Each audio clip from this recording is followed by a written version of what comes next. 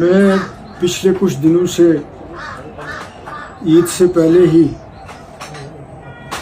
مجھے بخار تھا، تو میں نے پہلے ٹیسٹ کروایا تو ڈاکٹروں کو لگا کہ مجھے جانڈس کی تکلیف ہے، تو پھر مجھے انہوں نے کمپلیٹ ریسٹ کے لیے کہا، وہ ریسٹ بھی ہو نہیں سکا، تو انہوں نے کہا کہ نہیں، اگر یہ ہو تو یہ بڑھے تو پھر آپ کو 2-3 ہفتے ریسٹ کرنا پڑے گا۔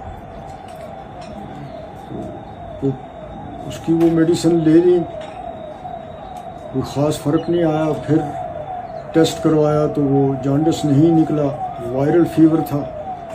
تو پچھلے کئی دنوں سے جو مجھے یہاں ملنے بھی آتے رہے، تو ان کو بھی میں نے کہا یار میری اگر ایسی سچویشن ہو تو میرے لیے کمپین کرنا بھی مشکل ہے، الیکشن لڑنا بھی مشکل ہے، لیکن اس وائرل فیور کا جب پتہ لگا تو پھر اس کا میں نے ٹریٹمنٹ کروایا، تو آج میں بالکل ٹھیک ہوں۔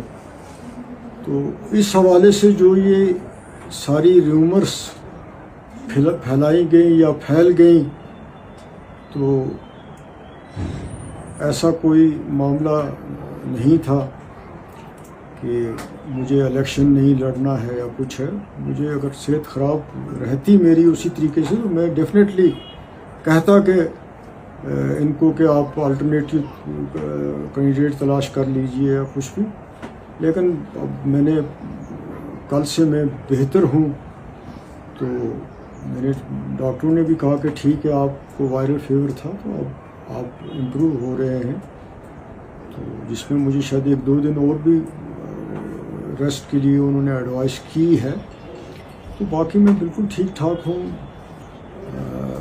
الیکشن تو میرا آلریڈی ڈکلیئر ہے، تو اب میری صحت بھی ٹھیک ہے، تو میں لڑوں گا۔ اب یہ آج کل کا زمانہ ایسا ہے کہ کوئی بھی خبر کہیں سے بھی نکلتی ہے تو پھر وہ بہت زیادہ دور تک پھیل جاتی ہے، پھر تو یہ چیزیں ضرورت سے زیادہ بڑھ جاتی ہیں۔ تو وہی سن کے عمر صاحب بھی یہاں آئے، تو وہ بھی کوئی میرے ساتھ سیاسی بات کرنے نہیں آئے تھے، وہ بھی میری خبر گیری کرنے کے لیے آئے تھے۔ تو میں نے ان کو بھی کہا کہ آپ کو تکلیف کرنے کی ضرورت نہیں تھی، لیکن چلیں ان کی اس لحاظ سے بابا نگری کی وانگت کی سیر بھی ہو گئی۔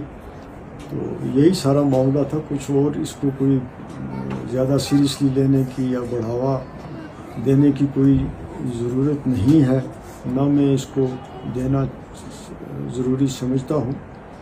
تو یہ چھوٹا سا معاملہ تھا، تو تھوڑا زیادہ بڑھ گیا، تو مجھے اتنا ہی کہنا تھا۔